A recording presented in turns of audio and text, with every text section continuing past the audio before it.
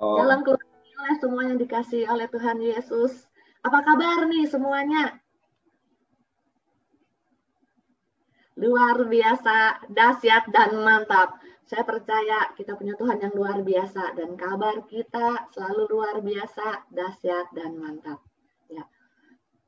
Hari ini kita akan sama-sama belajar untuk hidup dalam kasih. Nah, kalau kita ngomong hidup dalam kasih, kayaknya luas banget ya. Luas banget hidup dalam kasih. Kasih yang bagaimana sih harus kita hidupi gitu ya. Dan saya percaya di minggu yang lalu kita sudah sama-sama belajar ya bagaimana sih hidup dalam kasih yang sebenarnya itu bagaimana. Dan kita sudah belajar juga di NLC, di FC bahwa hendaklah kita hidup dalam kasih Tuhan ya. Seperti di Yohanes 15 ayat 9 dikatakan, seperti Bapa yang mengasihi aku. Yesus berkata sebagai Bapa yang mengasihi aku. Demikian juga aku mengasihi kamu. Hendaklah kamu tinggal dalam kasihku. Pada saat kita ngomong hidup dalam kasih itu berarti waktunya kita tinggal dalam kasih Kristus ya. Kita tinggal dalam kasih Kristus. Kasih ini kalau kita lihat katanya cuma 5 huruf ya, kelihatannya sederhana ya. Tetapi kasih ini benar-benar penting ya. Kasih ini benar-benar penting buat setiap kita, setiap manusia ya. Setiap manusia perlu kasih itu. Siapa sih yang nggak perlu kasih? Saya percaya setiap kita perlu kasih. Entah yang pertama adalah kasih dari Tuhan, kita terima kasih dari Tuhan, dan pada saat kasih itu memenuhi kehidupan kita, itulah waktunya kita untuk menjadi perpanjangan tangan kasih Tuhan kepada orang-orang yang di sekitar kita. Ya, perpanjangan tangan kasih Tuhan kepada orang-orang di sekitar kita. Gitu. Itu adalah menjadi bagian dari hidup kita ya. Kita menjadi perpanjangan tangan kasih Tuhan. Pada saat kita sudah menerima kasih itu, berarti nggak ada alasan lagi, gitu. Nggak ada alasan lagi bagi kita untuk membagikan kasih itu kepada orang-orang yang ada di sekitar kita. Ada alasan karena kita sudah memiliki kasih itu. Sedemikian penting ya kasih Tuhan dalam kehidupan kita dan penting banget bagi setiap manusia untuk memiliki kasih itu sehingga kalau kita tahu banyak orang merayakan nih seperti orang merayakan hari kasih sayang ya, kayak hari kasih sayang Valentine Days gitu ya. Merayakan orang banyak pas hari ini Valentine Days gitu orang merayakan nih kasih sayang. Karena saya mikir gitu, dulu pun waktu saya belum mengenal Tuhan gitu ya, pada saat saya sudah punya pacar, mantan pacar dulu ya, kami pun suka gitu loh mengambil momen itu untuk merayakan hari kasih sayang. Tapi pada saat kita merenung ya, kita pada saat kita mengungkapkan kasih sayang kita kepada orang-orang di sekitar kita, nggak harus di momen pas hari kasih sayang itu, nggak harus seperti itu. Setiap hari, setiap saat kita bisa menyatakan kasih kita kepada orang-orang yang di sekitar kita. Nggak harus di momen hari yang sudah ditetapkan nih, bisa di 14 Februari. Ya, 14 Februari banyak orang nih mengambil momen-momen ini untuk mengungkapkan perasaan kasih, perasaan cintanya kepada pasangan, kepada orang tua, kepada sahabat. Banyak orang di luar sana gitu ya. Mereka mengambil momen Valentine Days untuk mengungkapkan kasih sayang. Tapi kebenaran yang kita tahu bahwa kita sudah menerima kasih Tuhan dan waktunya bagi kita untuk membagikan kasih itu kapan saja, nggak harus di momen-momen khusus gitu ya, momen ulang tahun, momen hari kasih sayang atau momen-momen yang lain seperti itu. Jadi kapan saja kita bisa gitu ya membagikan kasih itu kepada orang lain. Ya hari ini kita sama-sama belajar ya tentang kasih yang sudah kita terima dari Tuhan Yesus dalam kehidupan kita. Yuk kita sama-sama lihat di 1 Korintus 13, kita sama-sama lihat ya. Di 1 Korintus 13 ayat 1 sampai 13 ya. Jadi kita akan belajar nih, kalau tema di bulan Februari adalah hidup dalam kasih. Hidup dalam kasih. Kasih yang bagaimana sih? Kasih yang gimana sih yang harus kita hidupi? Dan tentunya kita sudah tahu kasih yang dari Tuhan gitu ya. Kasih yang dari Tuhan yang harus kita hidupi dalam kehidupan kita seperti itu. Di 1 Korintus 13 ayat 1 sampai 13 ya. Kita akan baca di ayat 1 sampai 3 dulu. Kita baca ayat 1 ya. 1 Korintus 13 ayat 1. Sekalipun aku dapat berkata-kata dengan semua bahasa manusia dan bahasa malaikat, tetapi jika aku tidak mempunyai kasih, aku sama dengan gong yang berkumandang dan canang yang gemerincing, katakan. Sekalipun aku mempunyai karunia untuk bernubuat dan aku mengetahui segala rahasia dan memiliki seluruh pengetahuan, dan sekalipun aku memiliki iman yang sempurna untuk memindahkan gunung, tetapi jika aku tidak mempunyai kasih, aku sama sekali tidak berguna. Dikatakan gitu. Dan di ayat ketiga dikatakan, dan sekalipun aku membagi-bagikan segala sesuatu yang ada padaku, bahkan katanya, menyerahkan tubuhku untuk dibakar, seperti itu. Tetapi jika aku tidak mempunyai kasih, sedikit pun tidak ada faedahnya bagiku. Ya, dikatakan di firman Tuhan, tidak ada faedahnya bagi aku. Kalau kita lihat ya Bapak Ibu Saudara, di 1 Korintus 13 itu merupakan lanjutan nih dari pembahasan Paulus mengenai pertanyaan tentang karunia rohani di 1 Korintus 12 ya. Paulus menekankan bahwa memiliki karunia rohani tanpa memiliki kasih itu tidak ada gunanya sama sekali ya. Kalau tadi kita lihat ya, dikatakan di ayat pertama, kita bisa berkata-kata dalam semua bahasa manusia, keren ya. Semua bahasa manusia itu kan banyak banget ya. Kita bisa berkata-kata dalam semua bahasa manusia. Dan juga nggak cuma bahasa manusia dikatakan. Dan dikatakan kita bisa berkata-kata dalam bahasa malaikat. Berarti keren banget ya, bisa berbicara dalam semua bahasa manusia dan bahasa malaikat. Tapi dikatakan Paulus, jika aku tidak mempunyai kasih, aku seperti gong yang berkumandang. Kalau Bapak Ibu tahu gong, yang gede itu yang biasa, yang dulu saya pernah lihat di keraton-keraton, atau kalau di acara-acara formal gitu ya, kalau mau mulai gong gitu, gong seperti itu, atau canang. Canang itu adalah gong yang kecil ya. Kalau gong itu gede banget ya, besar banget. Kalau canang itu gong yang kecil ya. Dikatakan meskipun kita bisa berbahasa semua bahasa manusia dan bahasa malaikat, tapi kalau kita nggak punya kasih, itu sama kayak gong yang berkumandang dan canang yang bergemerincing. Nggak ada artinya sama sekali seperti itu. Jadi kadang-kadang ya, pada saat kita lihat ya di 1 Korintus 13 ini ya, Paulus membahas seperti ini karena latar belakang, kalau kita tahu latar belakangnya adalah jemaat Korintus, mereka adalah jemaat yang memang dipenuhi oleh karunia yang luar biasa dari Tuhan. Mereka tuh luar biasa, mereka tuh keren banget seperti itu. Tapi mereka itu menjadi apa? Pada saat mereka menerima karunia itu mereka menjadi sombong. Mereka menganggap karunia yang mereka miliki itu luar biasa banget sehingga mereka dalam tanda kutip memandang remeh, memandang rendah kepada orang-orang yang tidak memiliki karunia khusus tersebut ya. Kalau kita lihat ya di ayat 1 Korintus 12 ayat 31 ya, kalau tadi di 1 Korintus 13 kita lihat nih kenapa sih Paulus menulis sedemikian rupa ya. Di 1 Korintus 12 ayat 31 dikatakan, jadi berusahalah untuk memperoleh karunia-karunia yang paling utama. Dan aku menunjukkan kepadamu jalan yang lebih utama lagi, dikatakan. Jadi di ayat ke-31 akhir dari pasal ke-12, Paulus tuh ngomong, jadi berusahalah untuk memperoleh karunia-karunia yang paling utama. Dan aku menunjukkan kepadamu jalan yang lebih utama lagi. Semua karunia itu adalah utama, semua karunia itu adalah penting. Tapi dikatakan di ayat kedua terakhir itu Paulus mau menunjukkan ada loh jalan yang lebih penting lagi.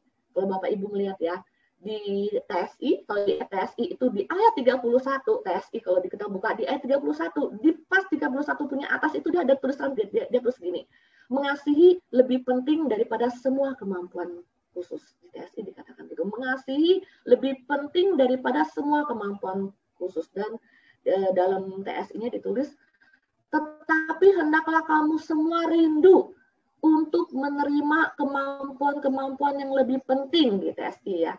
Tetapi kalian semuanya rindu untuk menerima kemampuan yang lebih penting. Dan biarlah saya menunjukkan satu hal yang lebih hebat lagi dari semua kemampuan khusus itu, dikatakan.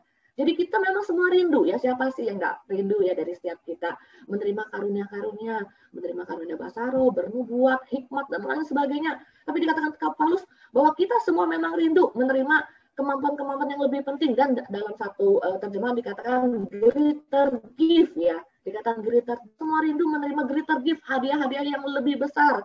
Tapi biarlah Paulus dia katakan, biarlah saya menunjukkan hal yang lebih hebat lagi dari semua kemampuan yang lebih keren lagi dari greater gift yang sudah kita terima, yaitu dikatakan most excellent way, jalan yang paling utama daripada semua itu. Kenapa sih Paulus ngomong seperti itu? Kalau kita balik lagi di 1 Korintus 12 ayat 28, Bapak Ibu, Saudara, lihat 1 Korintus 12 ayat 28 dikatakan gini. Apa sih yang terjadi ya di jemaat Korintus? Dan Allah telah menetapkan beberapa orang dalam jemaat, pertama sebagai rasul, kedua sebagai nabi, ketiga sebagai pengajar, selanjutnya mereka yang mendapat karunia untuk mengadakan mujizat, untuk menyembuhkan, untuk melayani, untuk memimpin, dan untuk berkata-kata dalam bahasa roh, di ayat ke-29. Adakah mereka semua rasul atau nabi atau pengajar? Adakah mereka semua mendapat karunia untuk mengadakan mujizat, atau untuk menyembuhkan, atau untuk berkata-kata dalam bahasa roh, atau untuk menafsirkan bahasa roh?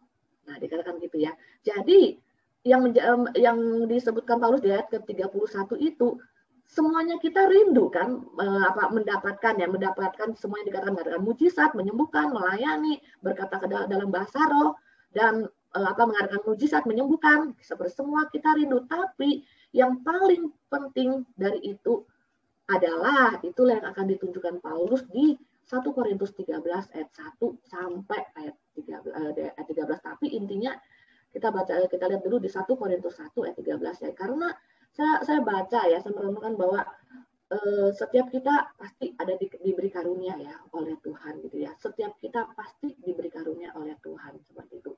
Tapi di balik karunia-karunia, di balik semua yang kita lakukan, tentu saja setiap kita ada yang namanya motivasi hati ya. Pada saat kita melakukan sesuatu, pasti ada motivasi, pasti ada tujuan yang kita miliki dalam hati kita gitu ya. Dan tentu saja semua yang kita lakukan, setiap kita, motivasi hati kita tuh pasti berbeda seperti itu ya. Orang-orang banyak bertindak dengan motivasi hati yang berbeda. Ada yang A, B, C, dan D. Tapi kita belajar pada saat kita menjadi orang percaya, biarlah setiap tindakan yang kita lakukan dalam kehidupan kita sehari-hari, baik tindakan dalam dengan sesama kita ataupun pada saat kita melayani, biarlah semuanya kita lakukan berdasarkan kasih.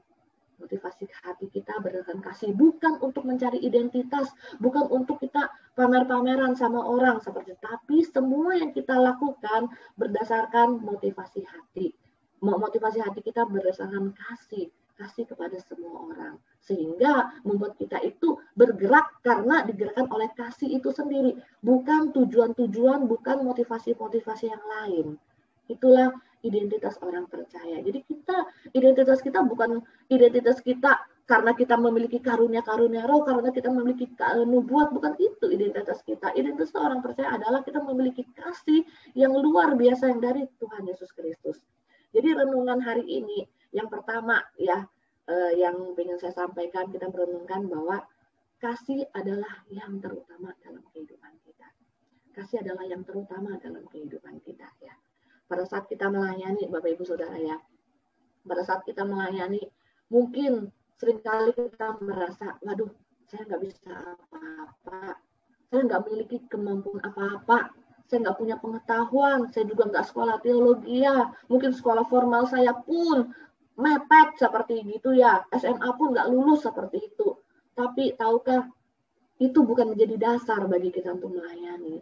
Pada saat kita melayani, biarlah dasar kita adalah kasih yang dari Tuhan. Itu yang paling penting, makanya dikatakan sekalipun kita nggak bisa berkata-kata dalam semua bahasa manusia atau bahasa malaikat sekalipun, tapi jika kita tidak punya kasih, sama aja gitu ya. Fasih berbicara, meskipun dia pinter, dia sopan, tapi dia menggunakan lidahnya untuk kepentingan pribadi. Kalau semua kita lakukan dengan ada motivasi yang lain dalam kehidupan kita, itu sama aja nggak bermanfaat bagi orang lain. Tapi pada saat kita melakukan segala sesuatu berdasarkan kasih, itulah apapun yang kita lakukan bisa menjadi berdampak bagi orang-orang di sekitar kita. Jadi pada saat kita melayani, jangan kita bingung gitu ya, kita nggak punya apa-apa, kita nggak bisa apa-apa, kita nggak punya pengetahuan apa-apa, nggak punya ilmu apa-apa, jangan kita bingung. Karunia-karunia itu penting, benar penting. Tapi baiklah karunia itu luar biasa kalau karunia itu dilakukan dengan berdasarkan kasih. Dengan berdasarkan kasih gitu ya. Atau bahkan kalau kita lihat di ayat ketiga tadi ya. Dan sekalipun aku membagi-bagikan segala sesuatu yang ada padaku, bahkan menyerahkan seperti itu ya, keren banget ya. Sudah bagi-bagikan segala sesuatu sampai menyerahkan tubuh untuk dibakar seperti itu ya. Tetapi kata firman Tuhan, jika aku tidak mempunyai kasih, sedikit pun itu tidak ada daya bagi setiap kita. Ya, kalau kita nggak punya kasih, kita mau membagi-bagikan banyak hal seperti itu sampai tubuh kita ya kita kasihkan seperti itu pun tidak ada berguna kalau tanpa dilakukan dengan kasih. Jadi kita belajar bahwa kasih adalah yang terutama, Bapak Ibu Saudara. Kasih adalah yang terutama. Saya rindu bahwa setiap keluarga New Life pada saat kita menerima kasih Tuhan, kita betul-betul mengalami kasih itu sehingga kita tidak akan mencari kasih dari orang lain. Kita tidak akan mengharapkan lagi kasih dari orang-orang di sekitar kita. Pada saat kita mengharapkan kasih dari orang-orang dari sekitar kita akan mudah kecewa. Kita akan mudah kecewa. Kita akan merasa kita akan mudah kecewa. Kita akan mudah merasa merasa gimana ya, putus asa atau nggak terima. Karena apa? Karena kasih dari manusia adalah kasih yang bersyarat seperti itu. Tapi biarlah pada saat kita menerima Tuhan Yesus sebagai Tuhan dan Juru Selamat, kita sungguh-sungguh mengalami kasih yang dari Tuhan. Kita sungguh mengalami dan merasakan menerima kasih itu dalam kehidupan kita. Sehingga kita nggak lagi melakukan banyak usaha kita sendiri untuk mencari kasih dari orang-orang di sekitar kita untuk memuaskan hati kita. Karena kasih Tuhan itu cukup. Kasih Tuhan itu cukup untuk setiap kita. Kasih Tuhan itu cukup untuk memenuhi kekosongan dalam hati kita. Seperti itu ya. Kadang Bapak Ibu Saudara kita berpikir pada saat kita melihat orang bisa menyerahkan banyak hal dalam kehidupannya gitu ya, menyerahkan seluruh milik kayak tadi di ayat ketiga, menyerahkan seluruh miliknya atau melakukan pengorbanan yang besar gitu ya, sampai dikatakan memberi diri untuk dibakar seperti itu. Dan kita melihat bahwa kok keren banget ya, dia bisa melakukan hal seperti itu, kok kelihatannya mulia banget seperti itu ya. Mungkin kita bisa memberikan semua yang ada dalam kehidupan kita, tapi sekali lagi kalau kita melakukannya tanpa kasih, dikatakan itu tidak ada gunanya. Apa malah bang? Bentar ya. Mungkin Ana bisa bantu untuk mute ya, yang mic yang nyala ya. Nah, jadi kita sama-sama merenung. Pada saat kita melakukan sesuatu hal kepada orang-orang di sekitar kita, pada saat kita melakukan perbuatan baik, perbuatan yang memberkati orang lain, apakah itu memang didorong oleh kasih yang ada dalam kehidupan kita, atau ada motivasi hati yang lain, gitu, seperti itu.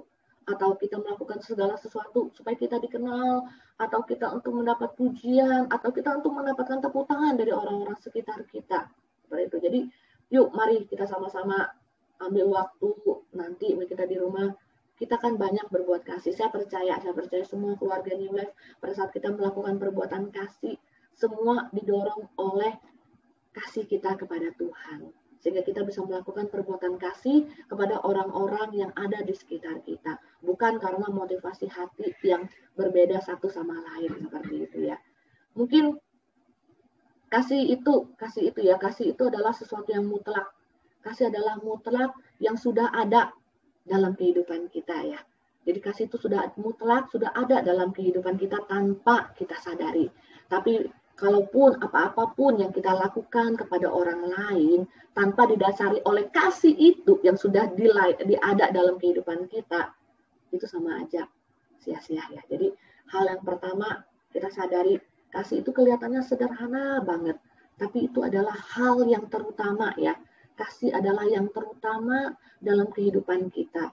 Baik pada saat kita hidup sehari-hari, ataupun pada saat kita melayani. Pada saat kita melayani bukan karena kemampuan kita, bukan karena kitanya yang pinter, bukan karena hikmatnya kita yang hebat seperti itu, tapi hanya karena kasih itu yang menggerakkan kita, kemurahan Tuhan yang selalu menuntun kehidupan kita untuk melakukan banyak hal seperti itu ya. Jadi penekanan Paulus tentang kasih sebagai hal yang paling utama karena apa? Karena orang-orang di Korintus itu mereka merasa bahwa diri mereka tuh sudah memiliki karunia yang hebat dari Tuhan, menjadikan apa? Menjadikan mereka sombong, menjadikan mereka itu menganggap diri mereka lebih tinggi tingkatannya daripada orang-orang yang belum memiliki karunia tersebut. Sehingga Paulus dengan tegas menegaskan bahwa kepandaian bicara, hikmat, pengetahuan manusia jika tidak disertai kasih, hanya akan menciptakan kegaduhan, hanya akan menciptakan keributan dan membuat diri kita nggak berharga. Karena segala sesuatu dikatakan berharga jika kita melakukannya berdasarkan kasih, gitu ya. Semuanya berdasarkan kasih. Jadi karunia itu penting, bahkan penting dan sangat berguna. Tetapi jika dilakukan dengan kasih dan digerakkan oleh kasih. Jadi untuk semua keluarga New Life kita sama-sama belajar ya. Jadi yang terutama adalah kasih itu bukan cuma untuk Bapak Ibu Saudara, tapi untuk kita, untuk saya juga pribadi gitu ya. Saya juga belajar untuk melakukan segala sesuatu bukan karena untuk mau cari nama, bukan karena pengen diperhatikan, bukan karena pengen dipuji seperti itu, tapi semua karena digerakkan oleh kasih Tuhan yang ada di dalam kehidupan kita. Pada saat saya merenung hal ini, Bapak Ibu tahukah kasih yang sudah ditulis di 1 Korintus 13 ayat 1 sampai 3 itu ternyata kasih itu adalah kasih agape gitu ya. Kalau kita menzoom itu adalah kasih kita sebagai manusia yang terbatas, kita nggak akan bisa melakukan banyak perbuatan kasih kepada orang lain. Karena apa? Kalau kasih manusia adalah kasih yang terbatas, kasih yang pengennya dibalas, kasih yang menuntut jasa dari orang lain pada saat kita melakukan sesuatu. Dan luar biasa kalau bentar Bapak Ibu lihat ya di bahasa aslinya dari 1 Korintus 12 di terakhir itu dan 1 Korintus 13 semua kasih yang dibahas adalah kasih agape, bukan kasih manusia. Itu adalah kasih Tuhan yang sudah ada dalam kehidupan kita, Bapak Ibu Saudara. Itu luar biasa ya, kasih agape yang dibahas dalam berikut ini ya. Jadi kalau kita tahu ya, saya akan cepat, ada 4 kasih ya. Kalau kita tahu ada 4 jenis kasih. Yang pertama adalah kasih agape. Kasih agape adalah dipakai untuk menyatakan kasih Allah, kasih yang sejati, kasih yang tidak mementingkan diri sendiri. Jadi kasih agape itu kasih sejati, kasih yang tidak mementingkan diri sendiri. Kalau kita lihat seperti Yesus, dia sudah menyerahkan nyawanya buat kita, buat Bapak, Ibu, Saudara, dan saya gitu ya. Itu berarti Tuhan Yesus pada saat memberi diri, dia tidak pernah lagi mementingkan dirinya sendiri. Itulah kasih agape yang Tuhan Yesus punya gitu ya, yang dia miliki seperti itu. Dan kasih agape itu tidak menuntut balas jasa dan kasih dari hati yang peduli kepada orang lain seperti itu. Itu kasih yang agape, dan kasih agape inilah yang dibahas dari 1 Korintus 12 yang terakhir itu, dan 1 Korintus 13 itu semua kasih yang ditulis, kasih apa, kasih itu semuanya adalah kasih agape yang dideskripsikan, yang berarti adalah kasih Allah, kasih yang sejati, kasih yang tidak mementingkan diri sendiri, dan kasih yang tidak menuntut adanya balas jasa. Kalau kita lihat ada pertama kasih agape, ada juga kasih pilia yang dibahas oleh Bapak Gembala yang minggu lalu ya.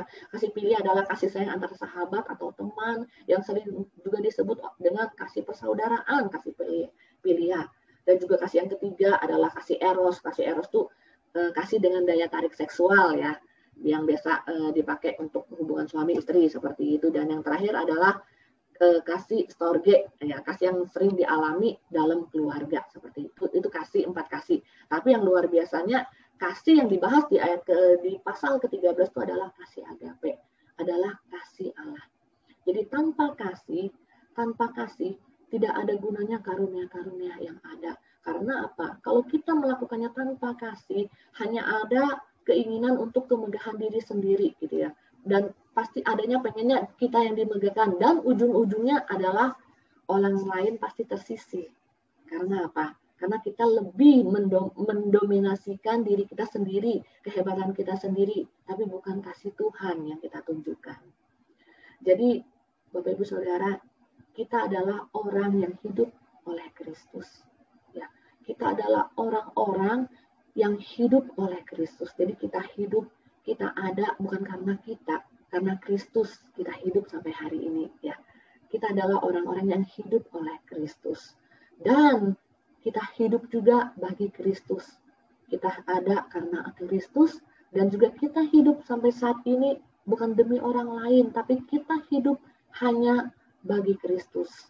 Sehingga kita merupakan bilangan, kita termasuk orang-orang yang sudah memiliki kasih Kristus. Ya, karena kita hidup oleh Kristus dan kita hidup juga bagi Kristus, dan kita juga merupakan orang-orang yang sudah memiliki kasih Kristus dan menyatakan kasih Kristus tersebut dalam semua aspek kehidupan kita kepada semua orang.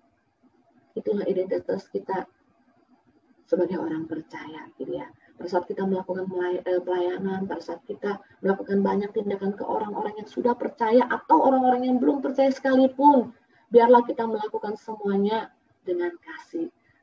Jadi hal yang pertama adalah kasihlah yang terutama.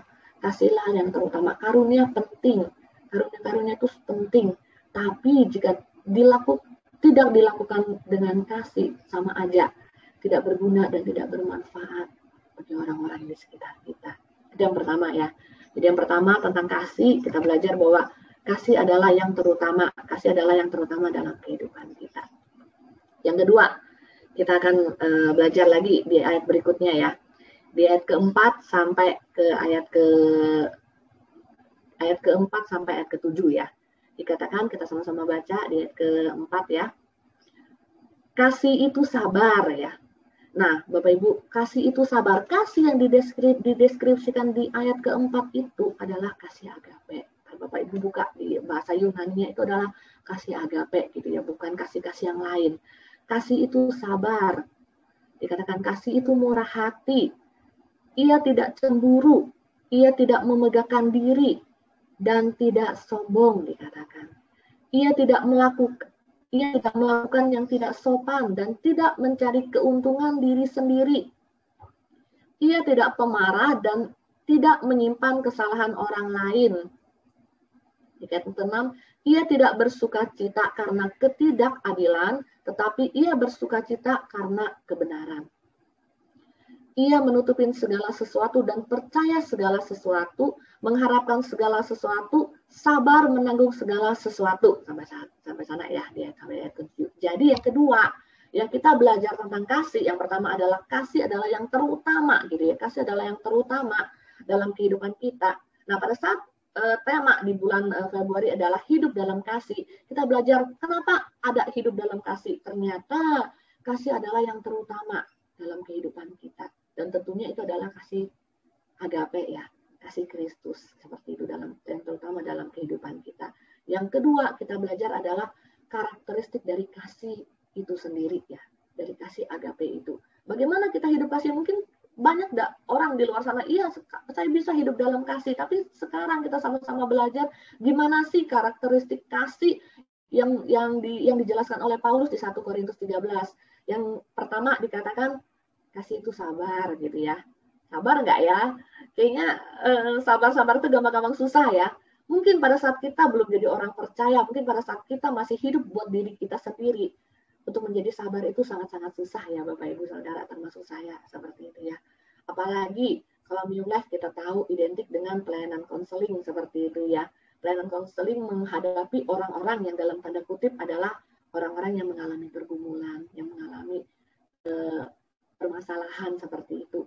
Yang identik biasa kalau orang pergumulan itu pada saat kita menghadapi mereka, yang dibutuhkan adalah kesabaran gitu ya.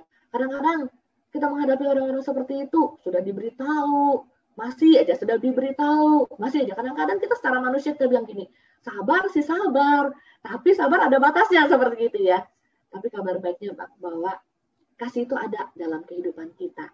Kasih agape, dan dikatakan kasih itu sabar. Mungkin kitanya, mungkin RV-nya mah nggak sabar, Tapi pada saat kita tahu bahwa Yesus ada dalam kehidupan kita, dan Yesus itu adalah kasih itu sendiri, dan kasih itu ada dalam hidup kita, maka kita akan menjadi pribadi yang sabar.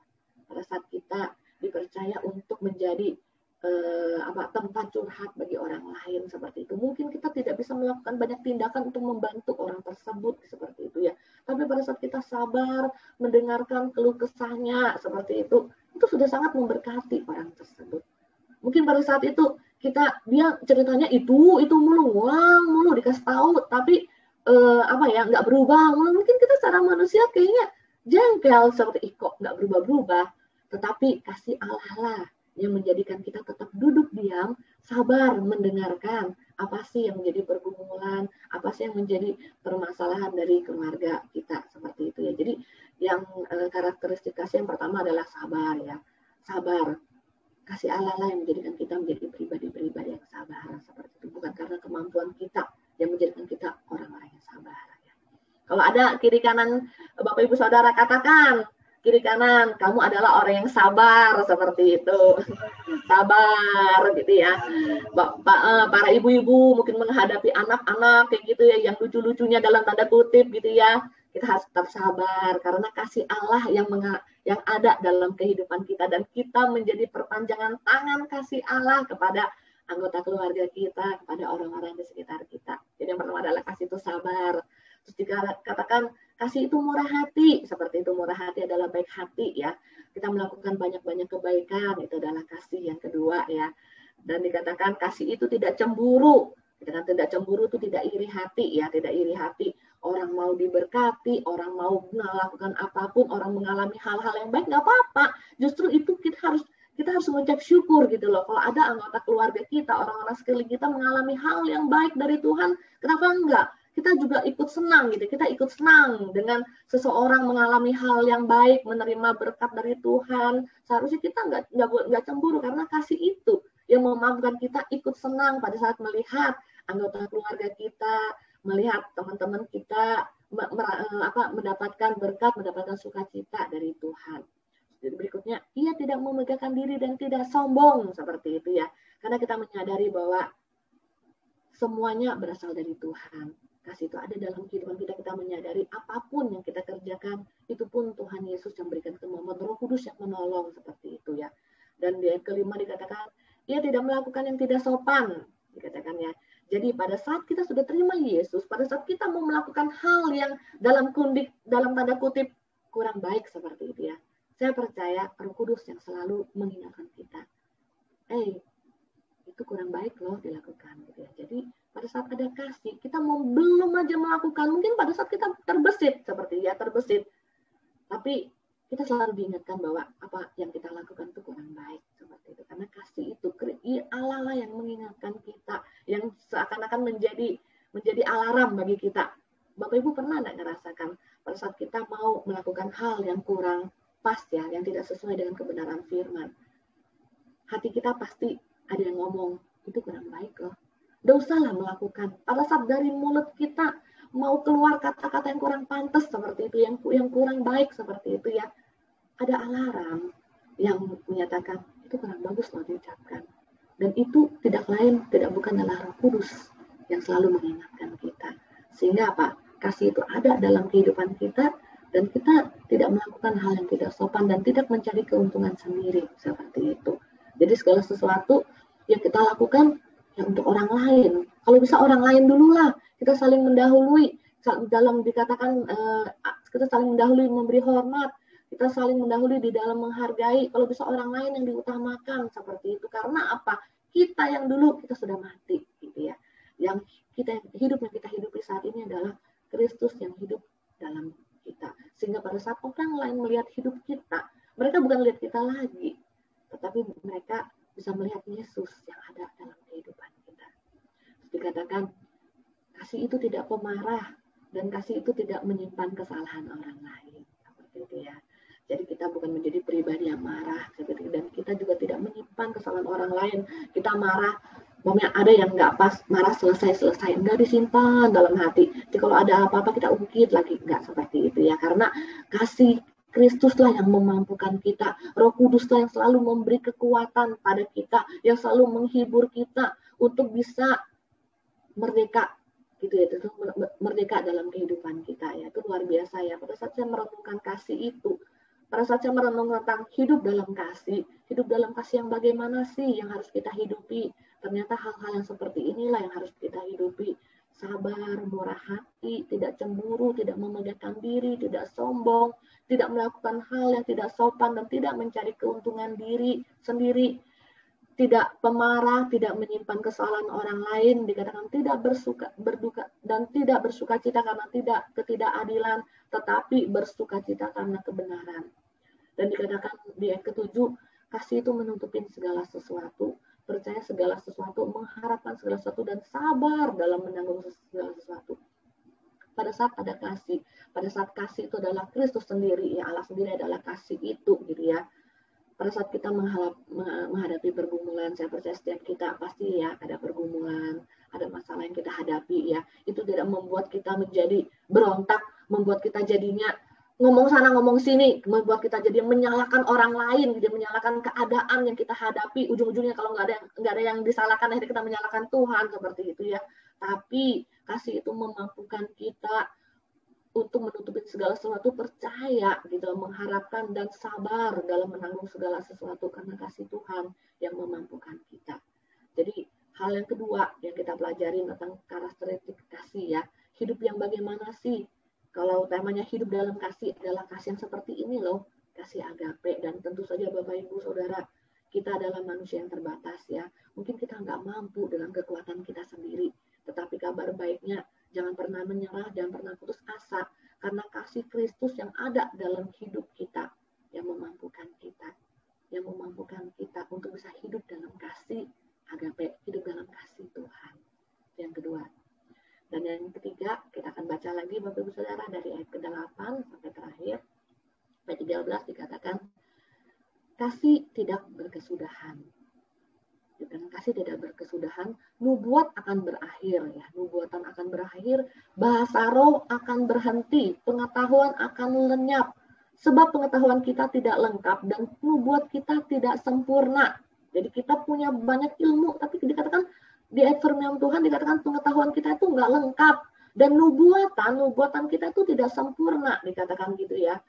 Dan nubuatan itu pasti akan berakhir, seperti kata firman-Nya. Di ayat ke-10 dikatakan, tetapi jika yang sempurna tiba, maka yang tidak sempurna itu akan lenyap. Dikatakan, kalau ada yang sempurna, maka yang tidak sempurna itu akan lenyap. Di ayat ke-11, jika aku kanak-kanak, aku berkata-kata seperti kanak-kanak, aku merasa seperti kanak-kanak, aku berpikir seperti kanak-kanak. Sekarang sesudah aku menjadi dewasa, aku meninggalkan sifat kanak-kanak. Terus di ayat ke-12 dikatakan, karena sekarang kita melihat dalam cermin suatu gambaran yang samar-samar, tetapi nanti kita akan melihat muka dengan muka. Sekarang aku hanya mengenal yang tidak sempurna, tetapi nanti aku akan mengenal dengan sempurna seperti aku sendiri dikenal. Luar biasa ya. Dan lihat ke-13, demikianlah ketiga hal ini, yaitu iman, pengharapan, dan kasih. Dan yang paling besar diantaranya adalah kasih, dikatakannya. Jadi kalau kita lihat ya, kasih itu tidak berkesudahan. Jadi poin ketiga yang kita bisa belajar ya adalah kasih itu tetap selamanya. Kasih itu tetap selamanya. Dia dikatakan kasih tidak berkesudahan. Nubuatan itu akan berhenti ya. Pengetahuan kita itu nggak lengkap. Nubuatan kita pun yang kita kadang-kadang kita agung-agungkan, wah keren banget dikasih kemampuan untuk bernubuat. Kadang-kadang kita merasa wah luar biasa ya Tuhan ya. Tapi nubuatan kita pun tidak sempurna, dikatakan nubuatan pun kita tidak sempurna. Banyak orang menganggap bahwa karunia itu kekal seperti itu. Waduh, kita bisa dianugerahkan kemampuan untuk diberikan karunia, dikatakan karunia itu kekal, sehingga membuat orang-orang yang mempunyai karunia itu menjadi wah ya, menjadi agak tinggi hati seperti itu ya. Tapi sungguh-sungguh Paulus menjelaskan bahwa karunia itu adalah pemberian. Karunia itu adalah pemberian Allah kepada kita. Gunanya untuk apa sih kita diberikan karunia? Dikatakan karunia itu diberikan untuk memperlengkapi dan menunjang kita dalam melayani ya. Jadi kita diberikan karunia bernubuat, berbahasa roh, hikmat, pengetahuan gitu. Kita diberi karunia itu dikatakan sebagai pemberian untuk melengkapi dan menunjang kita dalam melayani. Sehingga pelayanan kita itu bisa efektif dan efisien. Itulah gunanya karunia. Tetapi kita tidak boleh terjebak dengan karunia itu sebagai identitas kita seperti itu ya. Berarti orang percaya harus punya karunia A, B, C, D, E gitu ya. Setiap orang kan dianugerahi karunia yang tidak sama gitu ya. Tetapi yang paling penting adalah karunia dilakukan dengan kasih seperti itu, bukan dengan kemampuan kita, dengan motivasi hati kita yang kadang-kadang masih bisa melenceng kiri kanan, tetapi semua karunia yang sudah dianugerahkan kepada kita, kita lakukan dengan kasih seperti itu. Jadi kita jangan terjebak dengan semua karunia itu penting dan sangat baik, tetapi paling baik adalah karunia yang dilakukan dengan kasih. Jadi karunia dilakukan dengan kasih. Jadi kasih itu yang tidak berkesudahan ya. Kalau nubuat itu adalah kemampuan ya untuk mengatakan hal-hal yang akan datang ya. Banyak ya orang-orang yang dikaruniai untuk nubuat bisa mengatakan hal-hal yang akan datang ya. Atau bahasa roh, kita bisa berbahasa-bahasa lain tanpa kita harus belajar gitu ya. Kalau bahasa roh kan kita kan nggak pernah belajar ya, nggak pernah ada namanya kursus bahasa roh seperti itu ya. Tapi karena kita diberikan tanpa kita harus belajar lah, itu adalah anugerah Tuhan seperti itu. Tetapi semua itu dikatakan Rasul Paulus, nubuat, karunia bahasa roh, pengetahuan semua itu akan berakhir gitu ya. Dan itu pun tidak lengkap, itu pun tidak sempurna gitu ya. Tetapi kasih gitu ya. Kasih itu akan tetap selama-lamanya. Kasih itu akan tetap selama-lamanya. Jadi akan ada waktunya di mana karunia itu tidak dibutuhkan lagi seperti itu. Termasuk nubuat, pengetahuan, gitu, dan berbicara dalam bahasa lain sudah nggak perlu lagi seperti itu. Karena tidak semua hal itu tidak sempurna dan tidak lengkap. Tetapi pada saat Yesus kembali, Yesus datang kembali, pengetahuan itu akan menjadi lengkap di dalam Yesus. Ya, pengetahuan itu akan lengkap di dalam Yesus. Nubuat semua itu menjadi sempurna.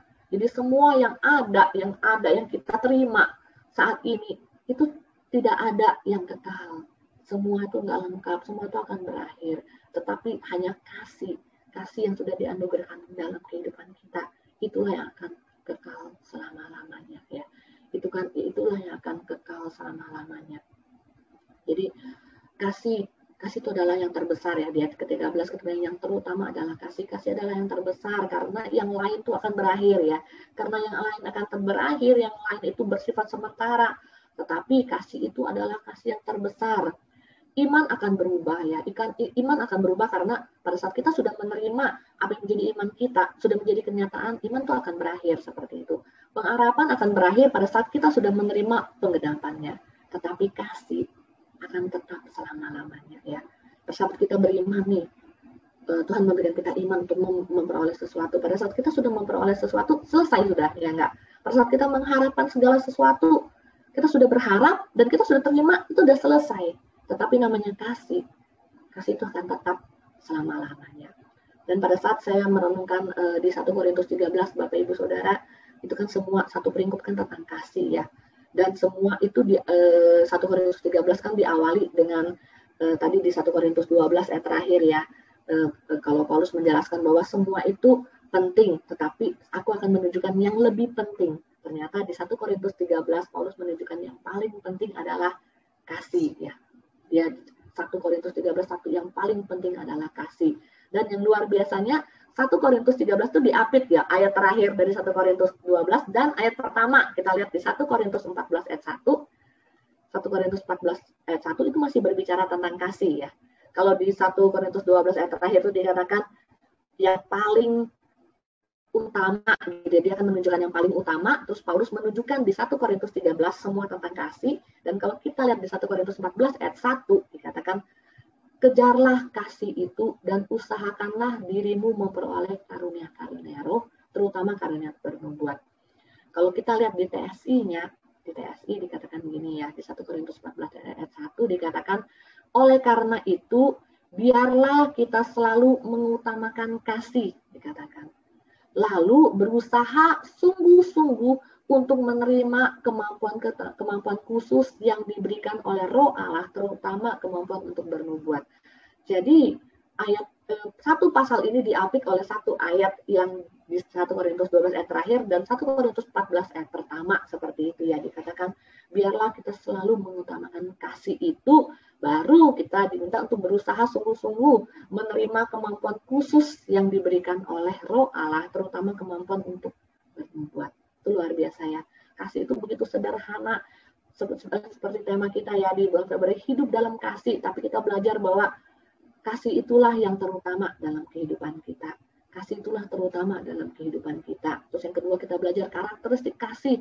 Hidup dalam kasih itu hidup dalam kasih yang bagaimana sih? Kita sama-sama belajar kasih itu sabar, murah hati. Itulah yang sudah kita terima dan ada dalam kehidupan kita. Dan yang ketiga, kita belajar bahwa kasih itu akan kekal selamanya. Jadi luar biasa ya, kasih-kasih itu kekal. Semua akan berakhir, tapi kasih itu akan kekal selamanya. Ayat terakhir, Bapak Ibu bisa lihat lagi di Efesus 3 ayat 18 sampai 21, itu adalah doa Paulus ya. Efesus 3 ayat 18 sampai 21 dikatakan, aku berdoa supaya kamu bersama-sama dengan segala orang kudus dapat memahami betapa lebarnya dan panjangnya dan tingginya dan dalamnya kasih Kristus. Sana ya. Jadi Paulus berdoa sehingga kita itu bersama-sama dengan segala orang kudus, dengan semua orang percaya, kita dapat memahami gitu ya, betapa lebarnya dan panjangnya dan tingginya dan dalamnya kasih Kristus.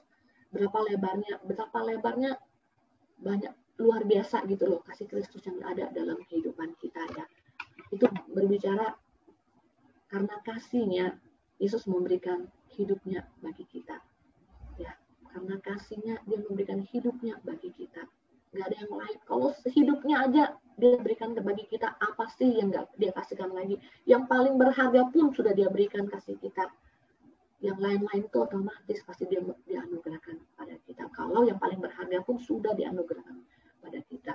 Terus dikatakan betapa panjangnya. Itu berbicara kasih setia Tuhan yang ada sepanjang masa. Panjang banget. Coba dari kita kecil, kita sudah dianugerahkan kasih Tuhan lewat orang tua kita. Sampai sekarang, kita diberikan kasih Tuhan. Lewat apa? Kita bisa merasakan kasih Tuhan lewat orang-orang yang ada di sekitar kita.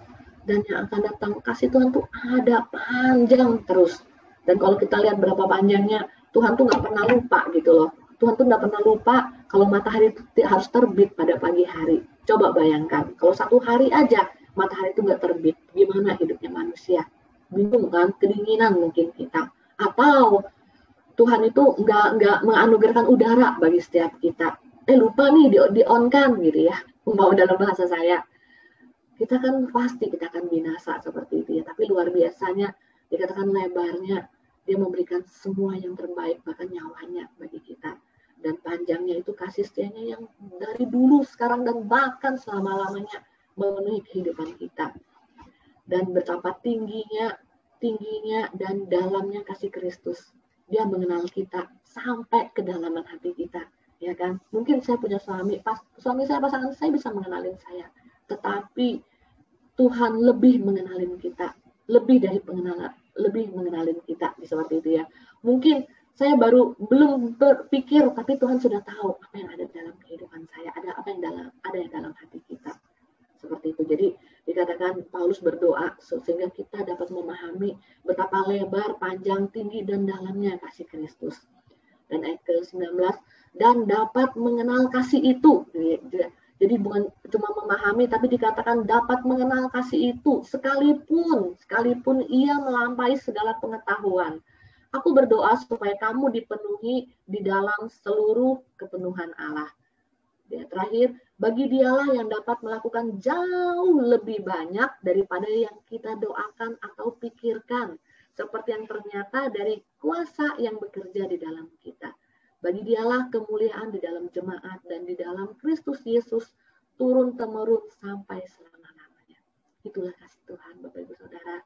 Pada saat kita berbicara hidup dalam kasih, itu tandanya kita menghidupi kasih Tuhan dalam kehidupan kita. Dan kita menjadi perpanjangan tangan kasih Tuhan dalam kehidupan kita. Jadi 3 hal ya, kita belajar tentang kasih adalah kasih adalah kasih yang terutama dalam kehidupan kita. Yang kedua, kita belajar karakteristik kasih yang bagaimana sih? Kasih agape itu, kasih Tuhan. Kita belajar kasih itu sabar, murah hati, tidak cemburu, dan lain-lain ya. Yang tadi kita lihat di 1 Korintus 13 ayat 4 sampai ayat ke-7 ya. Dan yang ketiga, kita belajar bahwa semua yang ada dalam hidup kita itu bisa berakhir. Tidak sempurna, tidak lengkap.